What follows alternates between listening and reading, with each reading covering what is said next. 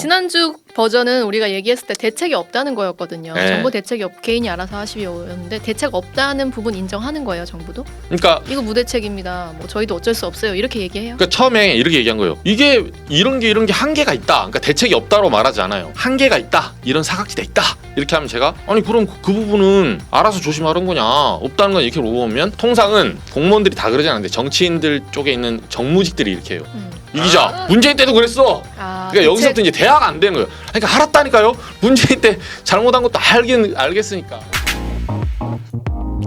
안녕하세요. 질문하는 기자 시간입니다. 이정주 기자 안녕하세요. 반갑습니다. 이정주입니다. 네, 지난주 냉동방어 이슈 조금 더 이어가 보려고 해요. 그때도 이해가 안 됐던 게 정부가 각자 알아서 조심하십시오. 한마디로 말하면 그런 대응이었잖아요. 그렇죠. 이후에 좀 변화가 있었나요? 그 이후에 사실 그 일주일 만이라서 네. 특별히 대책이 나온 건 없어요.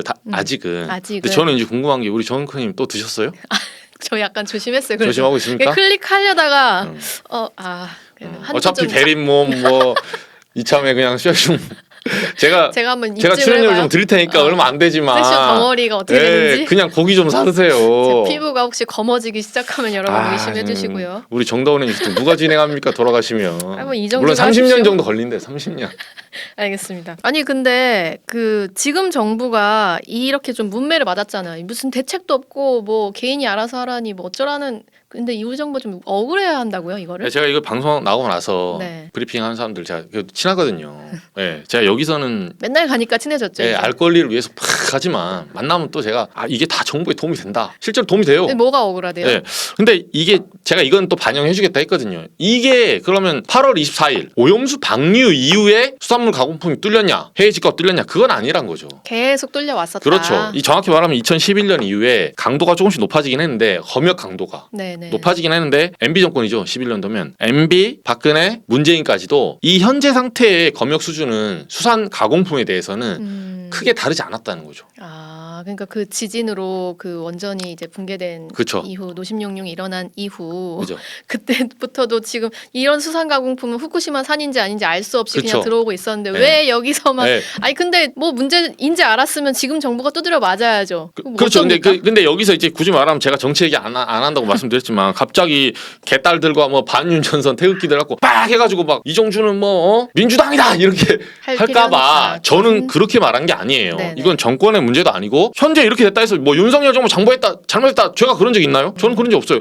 다만 현 정권이 식약처장이든 복지부 장관이든 인사권이 현 정권에 있지 않습니까? 그러니까 이 시점에서 대책을 마련하자 이걸 논의한 거지 어느 정권이 잘못했고 어느 당은 잘못했고 어느 당은 아니고 이 얘기가 아니에요. 그럼 억울하면 그 대책을 잘 마련하면 되잖아요. 그렇죠. 그러면 반대로 그 억울함이 이제 우리 칭송으로 바뀔 수도 있는 거거든요. 그렇죠. 당연하죠. 역대 정부에서는 완전 구멍 뚫어놓고 아무도 살피지 않고 방치했던 거를 이 정부는 이렇게 빨리 고치는구나 할 수 있는데 대책 뭐라고 합니까? 좀 생각을 좀 해봤대요. 네, 좀 물어봤는데 사실 이 부분은 제가 들어보니까 그러니까 대책이라고 내는 거를 제가 이제 친한데도 좀 까칠하게 하니까 서로 좀 얼굴 붉힌 게 있죠. 밥 먹으면서 막 물어봐요. 제가 근데 이게 말이 되나요? 그 사람은 숟가락으로 때리고 싶을 거야 아마.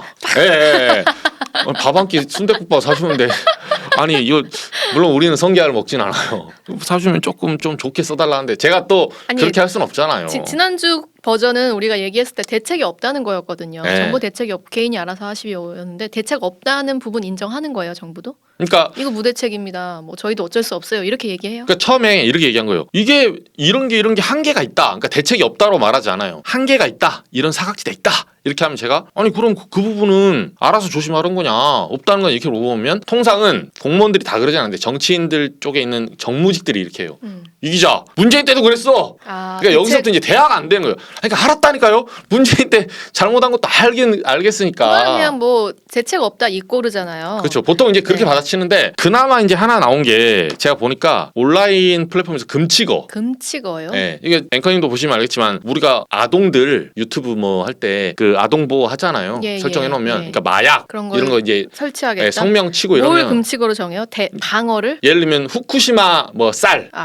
근데 이것도 코미디죠. 누가 후쿠시마 쌀을 칩니까? 그러니까 누가 검색해서 그걸 사 먹어요. 있어요? 일부러 검색하지 않고 보통은 그냥 쌀을 사다 보니까 후쿠시마산이고 네, 그렇죠. 앵커님처럼 그냥 성게알 사다 보니까 그게 일본산인데 일본산에서 후쿠시마로 걸릴 수 있는 거지. 알 수 없잖아요. 심지어 후쿠시마 그렇죠. 건지 아닌지도. 네, 근데 이제 굳이 말하면 이제 좀 어떻게 보면 조잡하죠. 네. 그래서 후쿠시마 산이니 뭐 그 8개 현이는 뭐 성게알이니 연어알이니 이런 걸 이제 금칙으로 한다길래 제가 그랬어요. 아니 걱정하지 마시라고. 그 금지어는 알아서 금지된다고. 금지어는 보통 그런 걸 금지라고 하는 게 아니다. 이게 약간 내놓은 대책처럼 하나인 거예요? 이 브리핑 자료에 이제 막 그럴듯하게 뭐라도 써야 되잖아요 문장을. 이제 이렇게 했는데 제가 물어본 거예요. 진짜 그리고 실효성이 없어 보여 이거는. 네, 또 있어요. 그리고 뭐 많이 팔리는 네. 예를 들면 앵커님이 제가 알려주기 전에 또 오늘 뭐 조금 기분 좋다고 플렉스 하신다고 갑자기 뭐 연어알 사드시고 뭐 냉동 방어해서 그때 네. 와사비 막 된장 사재끼면 네, 예를 네, 들면 네. 산다. 그러면 다량으로 팔릴 경우에 그 품목을 관세청이나 공무원들이 구입을 해본대요. 많이 이거 팔리는 정말 것들. 왜냐면 검사를 해봐야 되니까. 네, 아까 말했듯이 제가 온라인으로 들어온 건 검사 그 하는 게 좀 부족하잖아요. 엑스레이니까. 예. 그래서 샘플링 해가지고 콕 집어서 사본 다음에 분석해보고 문제가 생기면 사이트 폐쇄 내지는 그 품목은 뭐 퇴출 이런 식으로 하겠다고 하더라고요. 근데 이것도 완전 뭐 근본적인 대책은 좀 아닌 것 같고. 몇 개를 하겠습니까 이거를 수백 개 상품을. 그러게요. 또 있어요 이거 말고?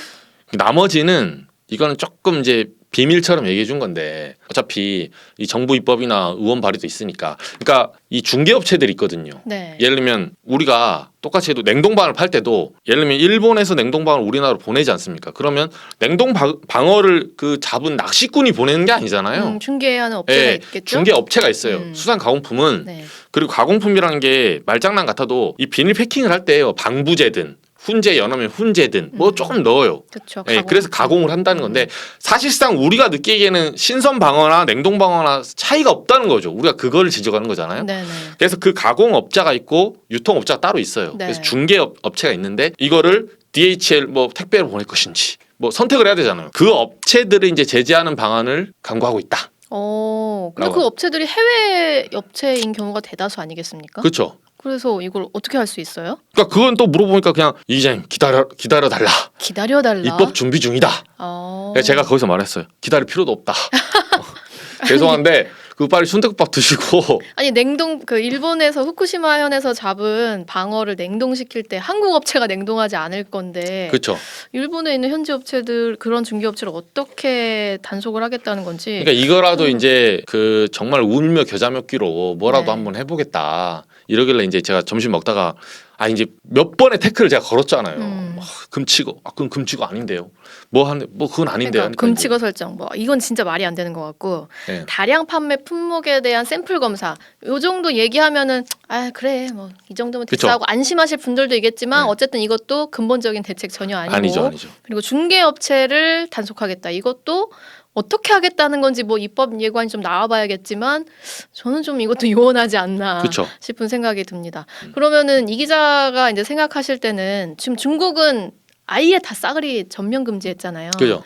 이렇게 하는 수밖에 없는 거예요. 저는 이렇게 봐요. 그러니까 방법은 두 가지인데 중국은 이제 약간 전체주의 국가잖아요, 사실은. 네. 그러니까 소비자의 어떤 선택권이나 이게 좀 침해된 것도 있어요. 아니, 물론 세슘을 먹겠다는 사람은 없겠죠. 아니 앵커님도 성게알을 먹다가 세슘을 먹은 거지. 너 세슘 먹으려 해서 먹은 건 아니잖아요. 네, 저의 취향이 세슘은 아니었죠. 네. 그러니까 세슘 알은 아니잖아요, 우리가. 그래서 제 말은 뭐냐면 세슘 비벼 먹고 싶지 않아요. 네. 그 중국은 너무 좀 지나치게 나간 게 제가 설명했지만 후쿠시마는 과학의 영역이 아닙니다. 정치예요, 정치. 정치와 북중미. 믿음의 영역. 네. 그냥 그 싸움이에요, 바로. 네. 그러니까 북중러 한미일 이 싸움이기 때문에 정치적인 판단을 한 거예요, 그게. 근데 저는 어떻게 보면 요 정도까지는 괜찮을 것 같아요. 그 유럽이나 이런 데처럼 원산지를 정확하게 표시하고 소비자에게 선택을 맡기는 거죠. 네네. 이게 후쿠시마 현 8개 현입니다. 자, 시장에 내놔. 근데 다른 현보다 현저히 가격이 싸요. 예를 들면 그냥 저기 홋카이도 방어는 예를 들어서 한 마리에 15,000원이다. 근데 후쿠시마는 1,500원이야. 그럼 물론 제가 말했지만 세슘이 염려되는 사람 안 먹겠지만 어차피 나는 후쿠시마 이게 나는 과학적 지식이 뛰어나. 나는 과학자야. 이 정도 세슘으로 죽지 않아. 사 먹을 수 있죠. 그리고 그렇다는 사람은 어떻게 말립니까? 네, 저도 그 영역에 잘 모르기 때문에 제가 거기에서 맞다 틀리다를 말하는 게 아니라 이런 선택권, 아, 인지하고 선택권을 주는 거는 저는 거기까지는 치팅을 하지 않으면 저는 동의를 해요. 그런 방식 진짜 괜찮겠어요. 중개 업체들한테 이게 그 제대로 원산지를 아주 그렇죠. 자세히 기재하지 않으면 다 반송시켜 버리겠다. 그렇죠. 뭐 이런 식으로 예. 한다면. 그러니까 온라인으로 들어와도 음. 이걸 라벨 관리를 하지 않는다는 전제하에 그러니까 이게 라벨 전제가 관리. 있어요. 당연히 네네네. 법이 지켜진다는 전제하에. 음. 근데 일본의 호카이도산, 일본의 후쿠시마산 이게 정확하게 적어지고 소비자가 받았을 때 네. 그럼 우리 정앵커님은 지금까지 먹었는데 지난번에 뭐 한 번씩 뭐 장국도 된장 그것도 먹고 네, 미소. 뭐 방어도 먹고 그잖아요. 그리고 뭐 성게알도 먹는데 후쿠시마산이라 써 있었어요. 먹겠어요, 안 먹겠어요? 안 먹죠. 안 먹죠. 그래도 피하죠. 그죠? 아무리 1,500원이라도. 그죠? 우리가 아무리 염가의 노동자라고 해도 아직 나이가 있는데 거기에 베팅하기엔 조금 아깝습니다. 제가 봤을 때. 염가의 노동자라니요. 그리고 또 궁금한 게, 그러니까 뭐 라벨갈이 이런 뭐 그것도 믿음의 영역이긴 한데 어쨌든 좀 현지에 가서 원산지를 좀 이렇게 현지 조사 이런 거 해보는 네. 거 이런 것도 할 수 있지 않아요? 이게 그 제가 이제 하다 보니까 나왔는데 민주당 여당 쪽에서 이제 의원들이 국감에 지적을 한 거예요. 제가 자료를 하나 갖고 나왔는데요. 이게 이제 보시면 미 FDA입니다. 네. 이게 해수 보도 자료예요. 안 당겨주시나?